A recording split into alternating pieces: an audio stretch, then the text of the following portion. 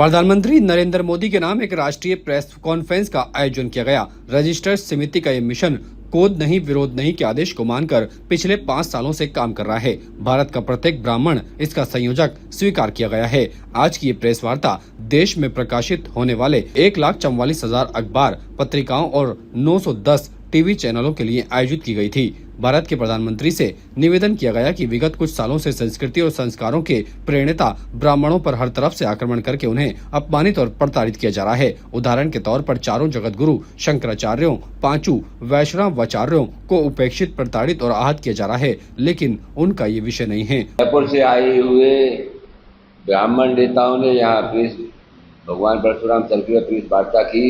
मैंने उनका स्वागत किया।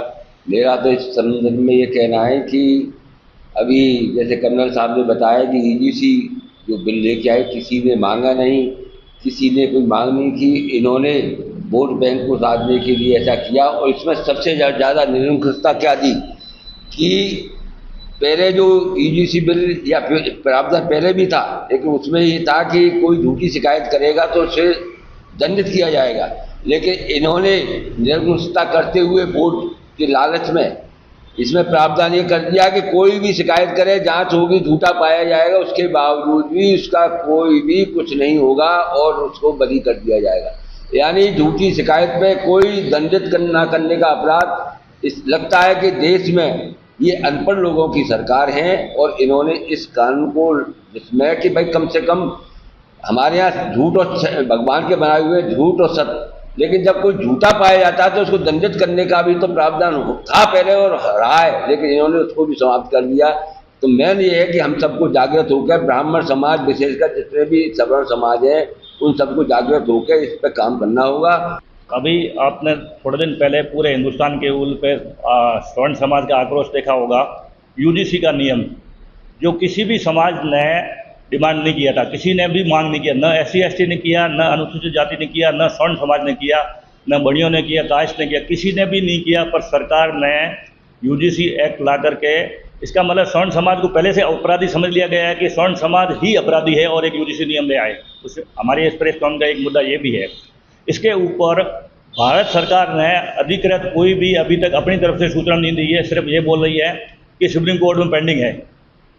दूसरा मुद्दा ये है कि अगर बीजेपी ने अपना वादा किया था कश्मीर में पंडितों का पुनर्स्थापन करेंगे, अभी तक एक भी पंडित पुनर्स्थापित नहीं हुआ है। कोर्ट के अंदर 1,35,000 ऐसे निर्णय हैं जो कि कोर्ट ने डिसीजन दिया पर सरकारें लागू नहीं कर रही है। इसका मतलब ये तो एग्जाम्पल के तौर पे क्रीमी लेयर का मुद्दा है। आरक्षण में क्रीमी लेयर का मतलब सुप्रीम कोर्ट ने क्लियरली दिया है कि अगर एक IAS अफसर है, वो वाइफ भी, हस्बैंड भी IAS अफसर है और वो भी IAS अफसर है, राष्ट्रपति है, राज्यपाल बन गए हैं, प्रधानमंत्री बन गए हैं और इतने बड़े बड़े अफसर बन गए, फिर भी वो क्रीमी लेयर में उनके बेटे आरक्षण का लाभ उठा रहे हैं। तो ऐसे मुद्दे भी सुप्रीम कोर्ट ने निर्णय दिए हुए हैं, बट अभी तक किसी भी राज्य सरकार ने इसको लागू नहीं किया हुआ है। इस तरह के ऐसे बहुत मुद्दे, नीट के पेपर लीक हो रहे हैं, उससे पहले इतने पेपर लीक हो रहे हैं। इसका मतलब सरकारी तंत्र को ठीक करने की आवश्यकता है। हमने प्रधानमंत्री जी से रिक्वेस्ट भी की है कि भाई आप मीडिया के माध्यम से देश को बताइए, क्योंकि इस प्रेस विज्ञप्ति में 15-16 बिंदु हमने वो बिंदु लिए हैं जो भारत से रिलेटेड है, अंतर्राष्ट्रीय बिंदु हमने नहीं लिए। तो भारत से रिलेटेड बिंदु जैसे पेपर का लीक होना है, युवा बच्चों के 1 साल में 2 साल में 23,000 बच्चों की आत्महत्याएं हैं, लोगों का दूसरे तरह से मतलब परेशान किया जा रहा है, ये सब बिंदु हमने इसमें लिए हैं।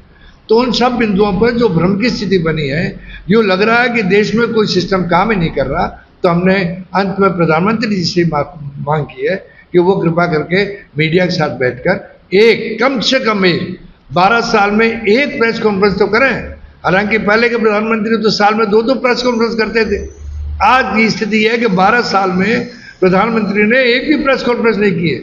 ये बहुत ही निराशाजनक स्थिति है और ये हमारे देश के मीडिया पर भी एक बड़ा प्रश्न है कि वो अपने प्रधानमंत्री को मीडिया के सामने बिठाने को कोई भी प्रयास करें। ताज़ा खबरों के लिए देखते रहें सरेराह न्यूज। अपना फ़ोन उठाएं और सब्सक्राइब करना ना भूलें।